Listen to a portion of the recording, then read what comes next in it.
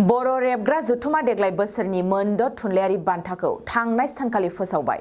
बर' रेबग्रा जुथुमा बर' लिरगिरिफोरखौ गोसो दुंखांहोनो सायख' मोनद' थुनलाइयारि बान्थाफोरखौ होबोगासिनो दं। बेबादिनो देग्लायबो बे बान्थानि थाखाय सायख'जानाय थुनलाइ आरो लिरगिरिफोरनि मुंखौ थांनाय सानखालि फोसावबाय।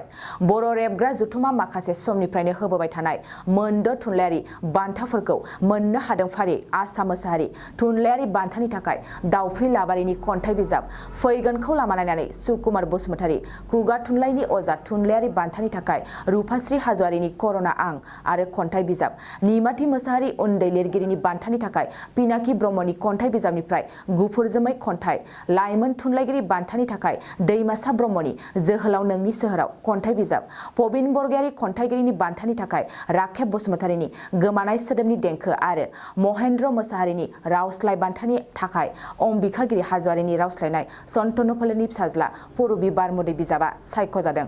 बेखौबो मख'नांगोन दि आसा मोसाहारि थुनलाइयारि बान्था हिसाबै 10,000 रां, खुगा थुनलाइनि अजा थुनलाइयारि बान्था हिसाबै 10,000 रां, निमाथि मोसाहारि उन्दै लिरगिरि बान्था हिसाबै 25,000 रां, लाइमोन थुनलाइगिरि बान्था हिसाबै 10,000 रां, पबिन बरगयारी खन्थाइनि बान्था हिसाबै 5,000 रां आरो महेन्द्र मोसाहारि रावस्लाय बान्था हिसाबै 25,000 रांखौ बान्था महरै होनाय जायो।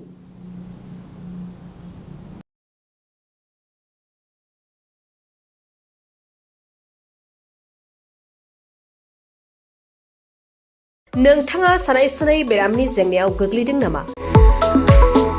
जुदि नोंथाङा सानाय सुनाय दंब्ला जिंगा सिनांगौ गैया। चिरां जिल्लानि बेंटल गेट साफागुरियाव दायो एसआइ निउर' थेरापि सेन्टार दंसै। बे थेरापि सेन्टाराव नोंथाङा गोरलैयैनो देहानि सानाय सुनायखौ फाहामथाय लानो हागोन। बे आथिं सानायानो जाग्रोदों, ओमफ्राय जानाया एसे सिगांनिफ्रायनो जाखादों, ओमफ्राय बिदिनो गुबुन मुलि जाबाबायदों, ओमफ्राय हामाखै। दिनैनि ट्रिटमेन्टआनो आङो एसे मोजां मोनसिनबाय। जेरै सिं सानाय, आफादावरि सानाय, मोदोम जरा सानाय, आइजोफोरनि जेंना, खर' सानाय बायदि बेरामखौ फाहामनाय जायो। लोगोसेयैनो बे सेन्टाराव थानानै फाहामथाय लानो हानायनिबो सुबिदा खालामदों।